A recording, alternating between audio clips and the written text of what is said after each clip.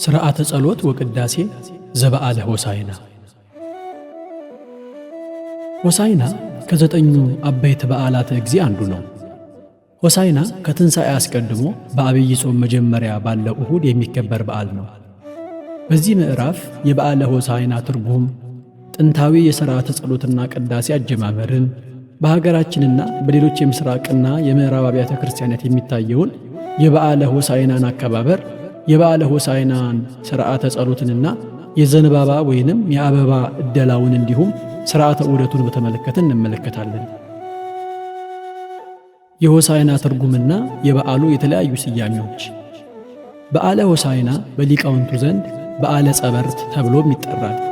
ትርጉሙም የሰሌን ወይም የዘንባባ በዓል ማለት ነው። ሆሳዕና የሰላም ንጉሥ የኢየሱስ ክርስቶስ በዓል ነው። ሆሳዕና አድነን እኮ አድነን እንጂ እባክህ አድን የሚል ትርጉም ተሰጥቶታል። በተጨማሪም ሆሳዕና መድኃኒት እንዲሁም ምስጋና ማለትም ነው።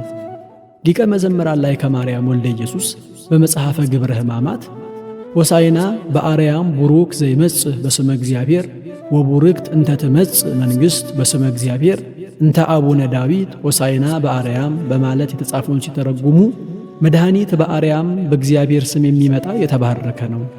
በእግዚአብሔር ስም የምትመጣ የአባታችን የዳዊት መንግሥት የተባረከች ናት፣ መድኃኒት በአርያም ብለዋል። በዚህም መሠረት ሆሳዕና ስንል መድኃኒት ማለታችን ነው። ሆሳዕና ለወልደ ዳዊት ወይም ለዳዊት ልጅ ስንል ምስጋና ለዳዊት ልጅ ማለታችን ነው። ሆሳዕና በአርያም ስንልም ምስጋና በአርያም ማለታችን ነው። በሉቃስ ወንጌል ምዕራፍ 19 ቁጥር 39 በእግዚአብሔር ስም የሚመጣ ንጉሥ የተባረከ ነው፣ በሰማይም ሰላም በአርያምም ምስጋና አሉ የሚለው ገጸ ንባብ ሆሳዕና በአርያም ከሚለው ጋር ተመሳሳይ ነው። ስለዚህም ሆሳዕና ተብሎ የተነገረው ምስጋና፣ ክብር፣ መድኃኒት ተብሎ ሊተረጎም ይችላል። ይህ ስያሜ በግዕዝም በአማርኛም መጻሕፍት በቀጥታ ሆሳዕና ተብሎ ይነገራል፣ ይጻፋል።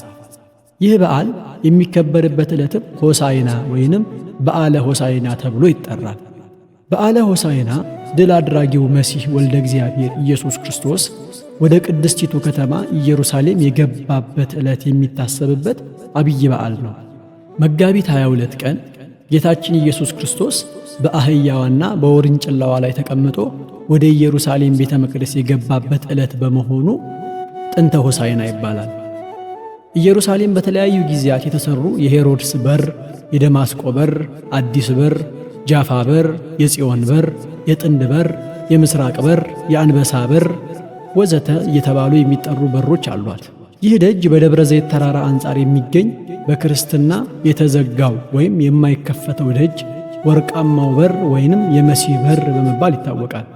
ይህንን ደጅ አይሁድ የምህረት በር፣ አረቦች ደግሞ የዘላለም ሕይወት በር ይሉታል። በአይሁድ ትውፊት የሰላም ንጉሥና የድኅነት አለቃ የሆነው መሲህ ሲመጣ ይህንን የተዘጋውን በር ማንም ሳይከፍትለት ይገባል። እንደሚገባ በከፍተኛ ጉጉት ይጠበቅ ነበር። ጌታችን ኢየሱስ ክርስቶስ በበዓለ ሆሳዕና በአህያና በውርንጫይቱ ላይ ተጭኖ ወደ ቤተ መቅደስ የገባው በዚህ ምስራቅ በር በተባለው ደጅ ነበር። የበዓለ ሆሳዕና የአደባባይ ሥርዓተ ዑደት። ዕለተ ሆሳዕናን በዘንባባ ማክበር በክርስትናው ዓለም የኖረ ጥንታዊ ትውፊት ነው። በጾሙ የመጨረሻ ዕለተ ዓርብ የተጽኢኖ በዓል ይከበራል። ተጽኢኖ የሚከበረው ከበዓለ ሆሳዕና አስቀድሞ ባለው ዓርብ ነው። ከበዓለ ሆሳዕና አስቀድሞ ባለው ዓርብ ካህናቱ ቅዳሴ ከመግባታቸው በፊት በቅኔ ማኅሌት በመዋዕለ ጾሙ አገልግሎት ሲሰጡ የሰነበቱት የቅዱስ ያሬድ የዜማ መጻሕፍትና ዳዊት በመጎናጸፊያ ተሸፍነው ሕፃናት በራሳቸው ላይ እንደ ታቦት አክብረው ወደ ቤተልሔም ይወርዳሉ። ከዚያም ከልዑካኑ ጋር መሥዋዕቱን አጅበው ተጽኢኖ ዲበ እዋዕል ቦአ በክብር እያሉ ወደ ቤተ ክርስቲያን ይገባሉ።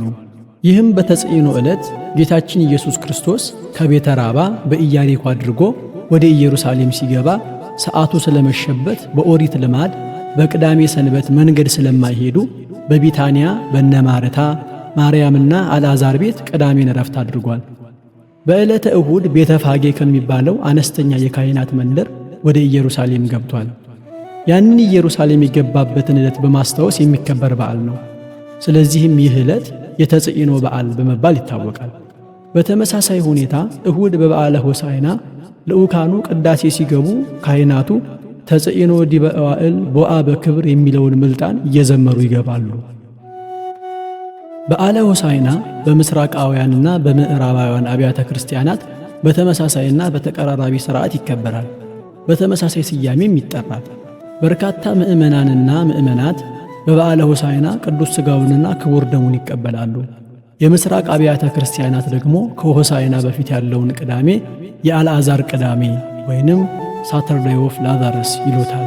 በግሪክ ኦርቶዶክስ ቤተ ክርስቲያን ትውፊት በዚህ ዕለት ሁሉም ሕፃናት ወደ ቤተ ክርስቲያን ሄደው ቅዱስ ቁርባን ይቀበላሉ። ከሰዓት በኋላ ደግሞ በቤተ ክርስቲያን ተሰባስበው በዘንባባው መስቀል እየሰሩ ቤተ ክርስቲያኑን ያስጌጣሉ። የዓለም መድኃኒት ጌታችን ኢየሱስ ክርስቶስ የወደው የነበረውን የነ ማረታ ወንድም አልዓዛርን ከሙታን ካስነሳው በኋላ አይሁድ እንደ መሲህ ይመለከቱት ነበረ። በነቢዩ ዘካርያስ ምዕራፍ 9 ቁጥር 9 ላይ ለጽዮን ልጅ እነሆ ንጉሥሽ ጻድቅ አዳኝ ነው፣ ትሑት ሆኖ በአህያይቱ ግልገል በውርንጫይቱ ላይም ተቀምጦ ወደ አንቺ ይመጣል ተብሎ የተጻፈው ትንቢት ይፈጸም ዘንድ በአይሁድ ፋሲካ ዋዜማ ወደ ኢየሩሳሌም ሲገባ ቅዱስ ማቴዎስ በወንጌሉ በምዕራፍ 21 ቁጥር 8 ላይ እንደጻፈው ከሕዝቡ አንዳንዶቹ የዛፍ ዝንጣፊ ይዘው፣ ቅዱስ ሉቃስ በምዕራፍ 19 ቁጥር 36 ላይ እንደጻፈው በመንገዱ ላይ ልብሳቸውን አንጥፈው፣ እንዲሁም በዮሐንስ ወንጌል ምዕራፍ 12 ቁጥር 13 ላይ እንደተገለጸው የዘንባባ ዝንጣፊ ይዘው የድል አድራጊ አቀባበል አድርገውለታል። በዓለ ሆሳዕና ዳግመኛም የአበባ እሁድ ይባላል። ይኸውም በዕለቱ ዘንባባ በማይገኝባቸው በአንዳንድ የአውሮፓ አካባቢዎች በዘንባባ ፈንታ በጸደይ ወራት በወንዝ ዳር የሚበቅሉ አስቀድመው የደረሱ ለስላሳ ቅጠል ያላቸው አበቦችና የአበቦች ዝንጣፊ ተባርኮ ለምዕመናን ስለሚታደል ነው። በኦሪት ዘሌዋውያን ምዕራፍ 23 ቁጥር 40 እንደተጻፈው በመጀመሪያው ቀን የመልካም ዛፍ ፍሬ፣ የዘንባባ ቅርንጫፍ የለመለመውን ዛፍ ፍሬ ቅርንጫፍ፣ የወንዝም አሃያ ዛፍ ውሰዱ፣ በእግዚአብሔር ፊት 7 ቀን ደስ ይበላችሁ። አይሁድ በበዓላቸው የዘንባባ ዝንጣፊ ይይዙ ነበረ። ሮማውያንም ዘንባባን የድል ምልክት አድርገው ስለሚያዩ ለጀግኖቻቸው ይሸልሟቸው ነበረ። አይሁድ ለጌታችን ኢየሱስ ክርስቶስ የዘንባባ ዝንጣፊ ያነጠፉለትም በዚያ ልማድ ነው። በዮሐንስ ራእይ ምዕራፍ 7 ቁጥር 9 እንደተጻፈው ዘንባባ የሰማዕትነት ምልክት ነው። ሰማዕታት በሞት ላይ ድል መቀዳጀታቸውን ለማጠየቅ በእጆቻቸው የዘንባባ ዝንጣፊ ይዘው ይታያሉ። በመዝሙር 92 ቁጥር 12 ላይ ጻድቅ እንደ ዘንባባ ያፈራል፣ እንደ ሊባኖስ ዝግባም ያድጋል፣ በእግዚአብሔር ቤት ውስጥ ተተክለዋል፣ በአምላካችንም አደባባይ ውስጥ ይበቅላሉ ተብሎ እንደተጻፈ የዘንባባ ዛፎች የገነት ምልክት ተደርገው ይታያሉ። በዓለ ሆሳዕና በቅድስት አገር በኢየሩሳሌም በሚኖሩ ክርስቲያኖች ከጥንት ጀምሮ በታላቅ ደስታ ያከብሩት እንደነበረ ኤገሪያ የተባለችው የስጳኝ መናኝ በጉዞ ማስታወሻዋ ላይ ጽፈዋለች። በኤገሪያ የጉዞ ማስታወሻ ላይ እንደተጻፈው በዓለ ሆሳዕና የሚጀምረው ቅዳሜ ምሽት ላይ ነበር። ቅዳሜ ከምሽቱ 11 ሰዓት ሲሆን ሕፃናት የዘንባባ ዝንጣፊ ይዘው ከቅዱሳት መጻሕፍት የተውጣጣ ምንባብ እያነበቡ ሆሳዕና ለዳዊት ልጅ በጌታ ስም የሚመጣ የተባረከ ነው እያሉ እየዘመሩ ወደ ከተማ ይመጣሉ። ጳጳሱና ሕዝቡም ሆሳዕና ለዳዊት ልጅ በጌታ ስም የሚመጣ የተባረከ ነው እያሉ ከደብረ ዘይት ተራራ ላይ ወደ ሕዝቡ ይወርዳሉ። ሕፃናቱም የወይራ ወይንም የዘንባባ ዝንጣፊ ይዘው ይቀርባሉ። ከዚያም ጳጳሱ በአህያ ውርንጫ ላይ ተቀምጦ ከፊት ይሄዳል። በዓለ ትንሣኤ በሚከበርበት ሕንፃ ቤተ ክርስቲያን ሲደርሱ ምሽት ይሆናል። ይህ የበዓለ ሆሳዕና ሥርዓት ከኢየሩሳሌም ወደ ቅብጥ ከዚያም ወደ ሶርያና ታናሽ እስያ አብያተ ክርስቲያናት እንደተስፋፋ ይታመናል። በአምስተኛው ክፍለ ዘመን በቁስጥንጥንያ ንጉሡና ቤተሰቦቹ በተገኙበት በዓለ ሆሳዕና በድምቀት ተጽፏል። ዛሬም በብዙ የምሥራቅ አብያተ ክርስቲያናት በታላቅ መንፈሳዊ ሥርዓትና በዝማሬ በጎዳና ላይ ይከበራል። ቅዱስ ኤፍሬም ሶርያዊና ቅዱስ ያሬድ የዕለተ ሆሳዕናን ክብር የሚገልጹ የምስጋና ድርሳናት ደርሰዋል።